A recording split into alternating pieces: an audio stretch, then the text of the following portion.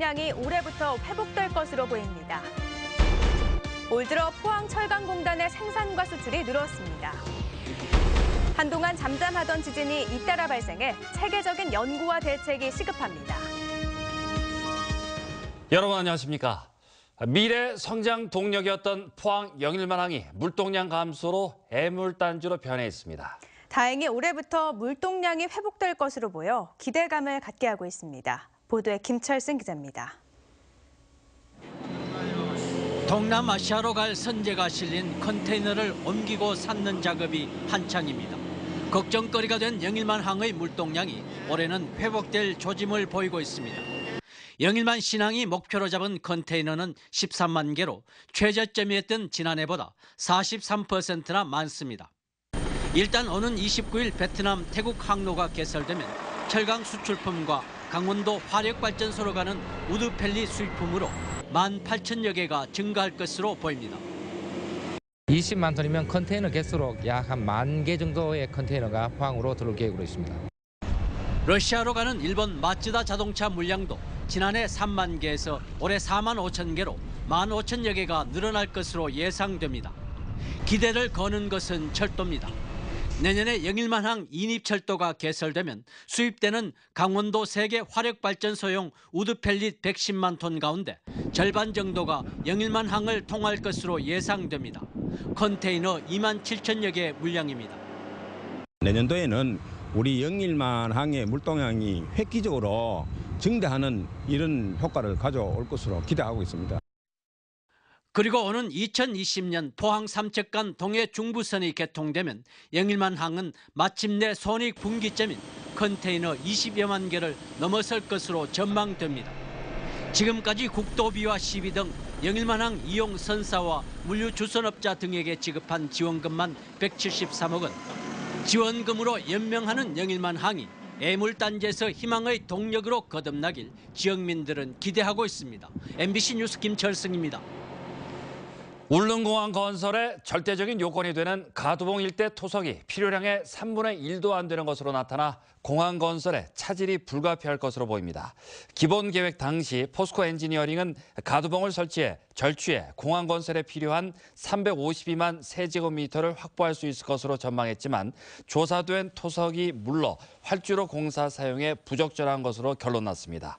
육지에서 석재를 공급할 경우 1,000억 원 이상 추가 공사비가 예상되자 국토부는 사업비 증액 없이 기타 공사로 전환해 기본 설계를 다시 발주했지만 최근 가두봉 조사에서 토석 부족이 확인돼 공항 건설을 원점에서 재검토해야 하는 것 아니냐는 우려가 나오고 있습니다. 낡고 오래된 포항체육관 보수공사가 오는 7월에 마무리됩니다. 포항시는 국도비를 포함해 97억 원의 예산을 투입해 지난 1월 착공에 들어가 현재 30% 정도 공사를 진행하고 있습니다. 포항시는 이번 공사를 통해 지붕 누수를 막고 장애인의 출입이 불편하지 않도록 진입 경사로를 완만하게 하며 창호를 새롭게 교체할 계획입니다. 지난 1985년 지어진 포항체육관은 지난 2011년 정밀 안전진단에서 C등급을 받아 그동안 재건축 또는 개보수에 대한 필요성이 제기돼 왔습니다. 올 들어 포항철강공단의 생산과 수출이 늘어 경기 회복에 대한 기대감이 커지고 있습니다. 전문가들은 품질 경쟁력 확보 등 근본적인 대책을 지속해야 한다고 강조했습니다. 임재국 기자가 보도합니다. 지난해 말부터 포항철강공단의 경기가 조금씩 살아나고 있습니다. 지난 1월 포항공단의 생산은 9,600억 원, 한 해 전과 비교해 5.4% 늘었고 수출은 14.9%나 증가했습니다. 원자재 가격 상승 등에 따른 것으로 석 달 연속 늘어난 것입니다. 생산과 수출이 석 달째 증가세를 보이면서 포항철강공단도 활기를 되찾고 있습니다. 철강 산업이 조금씩 살아나면서 포항 전체의 수출입도 늘었습니다. 지난 1월 포항의 수출은 5억 8천만 달러로 지난해 같은 기간에 비해 4.3% 증가했고 수입은 20.6%나 상승했습니다. 하지만 포항공단의 생산과 수출 상승이 일시적인 것이어서 더 지켜봐야 할 것으로 보입니다. 지난해 11월부터 철강제 가격 상승 등으로 공단 업체들의 매출액이 소폭 증가하였으나 이는 철강 수요가 증가한 것은 아니다고 봅니다. 철강제 가격 상승에 의한 것으로 보이며 철강 경기가 회복하고 있다고 보기는 어려운 것입니다. 전문가들은 고부가 가치 제품 개발 등 경쟁력 강화 방안을 지속적으로 추진해야 한다고 강조했습니다. 내부적인 프로세스 개선이라든지 품질을 강화하기 위한 어떤 새로운 형태의 어떤 제품을 포트폴리오에 산입을 시킨다든지 하는 이런 노력들을 오히려 그때보다 더 강하게 하는. 경기 회복에 대한 기대감 속에 내수 부진과 미국 등 세계 보호무역 강화 등 대외적인 어려움도 극복해야 할 과제로 남아 있습니다. MBC 뉴스 임재욱입니다. 지역 특산물을 홍보하기 위해 열리는 대게축제가 오히려 대게 가격 상승을 부채질하고 있습니다. 지난주 울진대게 축제 기간 동안 32만 명의 관광객이 몰렸는데 축제를 앞두고 상인들이 물량 확보에 나서면서 대게 가격은 축제 이전보다 오히려 비싸게 형성됐습니다. 영덕군도 오는 23일부터 강구항 일원에서 나흘 동안 대게 축제를 개최하는데 축제장이라고 해서 대게를 더 싸게 팔거나 특별한 요리가 나오는 것도 아니어서 축제 발전의 한계를 느끼고 있습니다. 울진 송이축제 역시 축제 기간 동안 산림조합에서 판매를 중단하는 바람에 행사장 송이 가격이 오히려 높아 관광객들의 불만을 사고 있습니다. 한동안 잠잠하던 지진이 다시 잇따라 발생하면서 경북 동해안 주민들의 불안감이 가시지 않고 있습니다. 어제는 경주뿐만 아니라 울진 한울원전과 가까운 강원도 동해시 인근에서 하루 만에 4차례 지진이 잇따라 발생했습니다. 장성훈 기자입니다. 어제 오전 7시 52분쯤 경주시 남남서쪽 11km 지역에서 규모 2.4의 지진이 발생했습니다. 지난 1월 24일 이후 한 달 가까이 잠잠하다가 지난달 중순부터 다시 일주일 간격으로 흔들리고 있는 겁니다. 지난해 9월 12일 발생한 경주 강진의 여진으로 지금까지 모두 593차례 발생했습니다. 지질자원연구원이 추가 대지진의 가능성은 아주 낮지만 또 다른 활성 단층에 의한 강진은 배제할 수 없다고 발표한 만큼 원전과 방패장이 있는 경북 동해안 주민들은 잦은 지진 소식에 불안해하고 있습니다.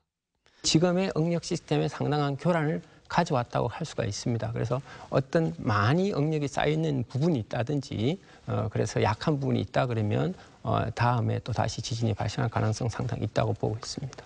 특히 어제는 경주만이 아니라 강원도 동해시 동북동쪽 50여 킬로미터 해역에서 규모 3.2 지진을 포함해 4차례의 지진이 하루 만에 발생했습니다. 2000년 이후 동해 해역에서 발생한 지진은 모두 7차례로 이 가운데 하루에 4차례 난 건 이번이 처음입니다. 가까운 울진 지역은 피해가 없었으며 한울 원전 측도 정상 가동하고 있다고 밝혔습니다. 기상청은 동해 해역은 지진이 자주 나지 않아 정확한 원인 파악은 어렵고 동해 해역에 대한 지질학적 정보도 없어 앞으로 조사와 연구가 필요하다고 밝혔습니다.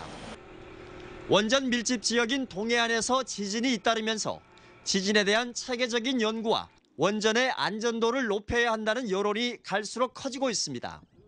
MBC 뉴스 장성훈입니다. 경상북도는 안전관리 종합계획을 수립하고 7,300억 원을 투입하기로 했습니다.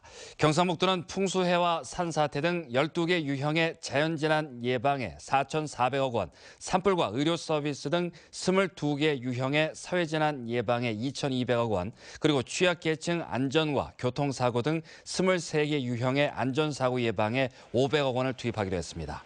특히 올해는 재난안전관리 대상에 황사와 항공기 사고, 의료제품 안전사고 등 7개 유형을 포함시켰다고 밝혔습니다. 중국의 사드 배치 보복으로 한국 관광 중단 조치가 취해지면서 지역 관광업계도 초비상이 걸렸습니다. 직접적인 피해가 나타나고 있지만 문제는 이를 막을 뾰족한 대책이 없다는 겁니다.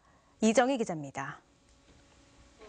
지난달 28일 국방부와 롯데 간 사드 부지 계약이 체결된 직후 이달과 다음 달 예정됐던 중국 산동성, 운남성, 사천성 세 곳의 팸투어가 전격 취소됐습니다. 지난해 400명이 왔던 새마을 운동 벤치마킹 상품도 중단됐고 1,000명 규모의 중국 기업 포상관광협의도 없던 일이 됐습니다. 중국 허난성과 14년째 이어져 온 공무원 파견, 안휘성과의 김교각 관광 자원화 사업 등 지방 정부 간 교류는 이미 모두 중단됐습니다. 시장 다변화, 인터넷망을 통한 홍보 유치를 대책으로 내놓고 있지만 당장 피해를 막을 수는 없습니다. 중국에서 발생한 문제를 갖다가 어떻게 피해를 최소화시키고 보완해 줄 것인가에 논의가 들어가야 됩니다. 기본적으로 지방적 차원을 넘어선 거니까. 사드 보복 상황 악화에 통상 분야에도 후폭풍이 거세지지 않을까 지역 수출 기업의 불안과 한숨이 깊어지고 있습니다.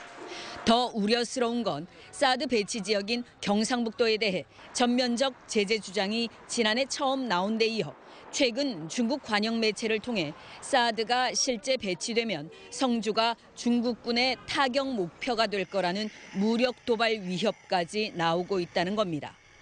그런데도 경상북도와 지역의 여당 정치권은 여전히 사드 강행에 목소리를 높이고 있고 보복이 예견됐지만 그럴 일 없다던 정부는 중국 비난에만 열을 낼 뿐 뾰족한 대책은 내놓지 못하고 있습니다. 지방정부 차원에서 할 수 있는 대응은 사실상 한계가 있습니다. 피해는 불가피합니다. 단 얼마나 보완해 주느냐 하는 정도입니다. 무모한 사드 밀어붙이기는 상황을 더 악화시킨다는 게 전문가들의 충론입니다. MBC 뉴스 이정희입니다. 포항시의회는 오늘 제237회 임시회를 열고 오늘 10일까지 5일간의 의정활동에 들어갔습니다. 이번 임시회에선 포항시 생활임금 조례안 등 조례안 5건과 포항시 중장기 청소년 쉼터 민간 위탁 운영 동의안 등 3건의 안건을 처리합니다. 특히 오는 8일과 9일 이틀간 6명의 의원이 올 들어 첫 시정 질의를 하게 됩니다. 3월에는 해양에서 인명피해 사고가 자주 발생해 주의가 필요합니다. 해양수산부의 3월 동해해역 안전예보에 따르면 최근 5년 동안 3월에 인명피해가 발생한 사고 선박은 8척이었으며 폭발 사고도 1건 발생해 연중 관련 사고의 발생 비율이 가장 높았습니다. 또 최근 5년 동안 3월에 발생한 해양안전사고는 모두 67건으로 기관 손상이 21건, 전복과 충돌 사고도 3건씩 발생했습니다. 경상북도는 지난해 11월 하순부터 지난달까지 3개월간 겨울철 취약계층 3만 2천 가구를 발굴해 지원했다고 밝혔습니다. 이번에 지원한 취약계층은 기초생활수급 탈락자와 노숙인, 독거노인, 그리고 단전 단수로 생활에 어려움을 겪는 에너지 빈곤층 등입니다.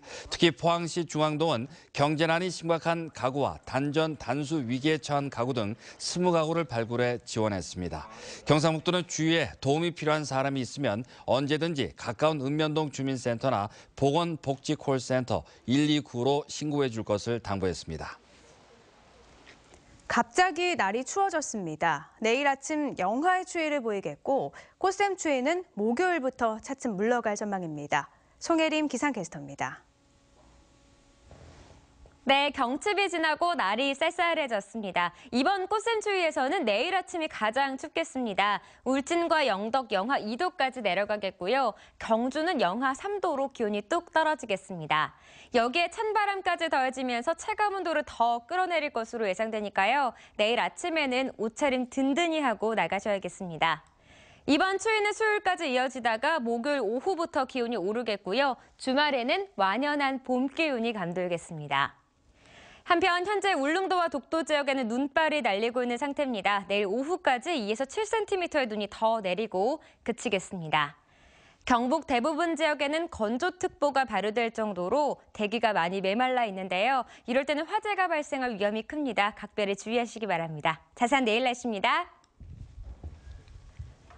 내일도 하늘은 맑겠습니다. 쌀쌀해진 날씨만 주의하시면 되겠는데요. 아침 기온 대부분 영하까지 떨어지겠고 낮 기온은 7도로 오늘보다는 낮겠습니다. 울릉도와 독도 지역 오후까지 눈이 오겠습니다. 울릉도의 아침 기온 영하 2도, 오후에 3도고요. 독도는 아침 기온 0도, 낮 기온 3도가 예상됩니다.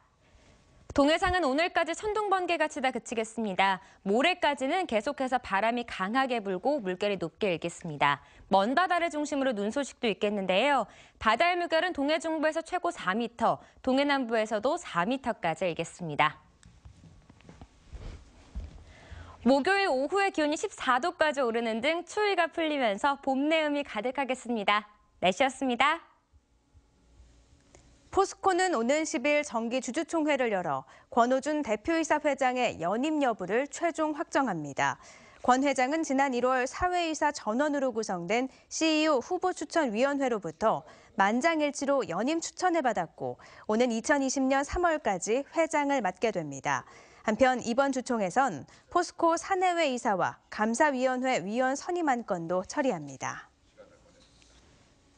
한동대학교는 정신장애가 있는 당사자가 주변의 정신장애인 동료를 도울 수 있도록 동료 지원과 양성 과정을 개설해 이번 달부터 운영을 시작했습니다.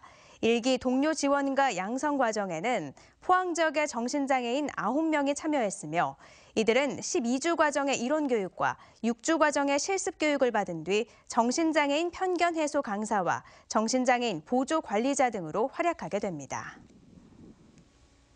경상북도는 올해 모두 100차례 직무교육을 실시해 어린이집 보육교사 역량 강화에 나섭니다.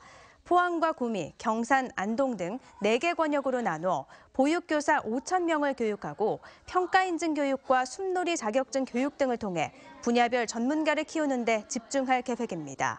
또 아동학대 예방교육과 직무 스트레스를 효과적으로 관리하기 위한 힐링 프로그램도 함께 실시합니다. 네, 이상으로 포항 MBC 뉴스데스크로 마치겠습니다. 여러분 고맙습니다.